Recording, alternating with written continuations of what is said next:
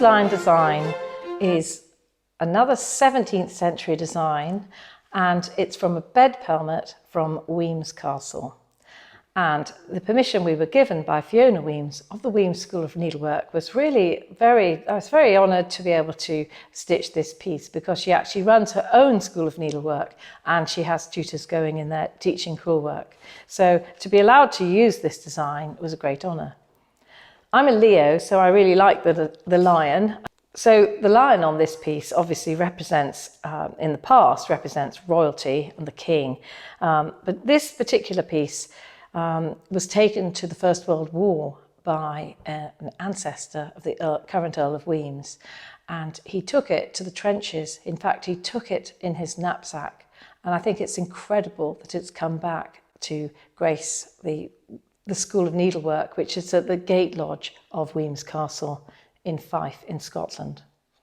The colours are actually quite simple, and these Jacobean blues and greens shading from one shade to the other just give a lovely rhythm to the actual large flower on the left there.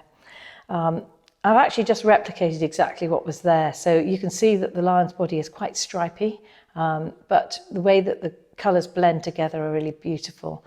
The person who drew the original lion just drew little hooves like a horse, so obviously he didn't actually know what a lion looked like, just as much as I wouldn't know what a dinosaur really looked like. So I think that's rather lovely that you know, the original 17th century drawing is from probably a pamphlet or a leaflet or a drawing of a drawing of a drawing. So, you know, rather like Chinese whispers, it's lost its little paws and has got hooves instead. The face, again, is usually of one of the Charleses, and this has a really lovely long nose, just very similar to the Van Dyck portrait of Charles I. So the expression is actually supporting royalty and roaring away. We don't know if the teeth were added by the Earl of Wemyss ancestor, and I suspect they were, because I think those are cotton, and they were added later. So you could, if you prefer, make a conventional face with a sweet little kitten face, or you could have this lion roaring at life and looking ahead with courage. So in this design kit, we have, oh, I rather like the blue. We keep changing the colour of the tissue paper, and we can't really settle on one colour.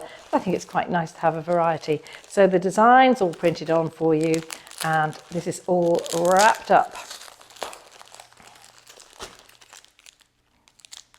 And white is actually an unusual colour in crewel work.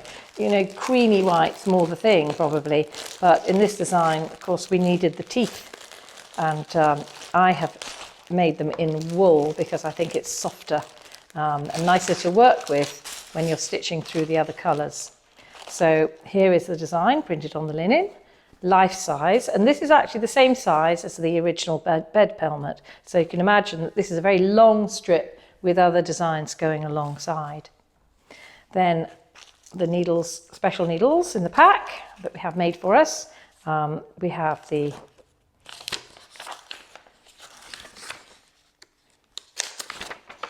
stitch chart as usual, and that is pretty straightforward, and it's a pretty straightforward kit actually, and the essential guide in there, and the colours, rather gorgeous, these purpley pinks. I absolutely love that colour.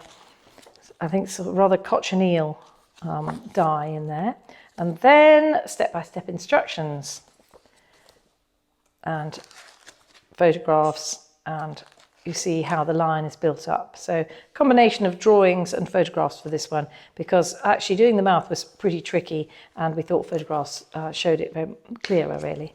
So and then the leaf, and then that is the picture of Louise, who worked at the Wemyss School at the time. She was the apprentice there, lovely young girl, and this is the original bed hanging with the pomegranates in the middle and a lovely bird on the end, which I've also stitched, but that's for another day.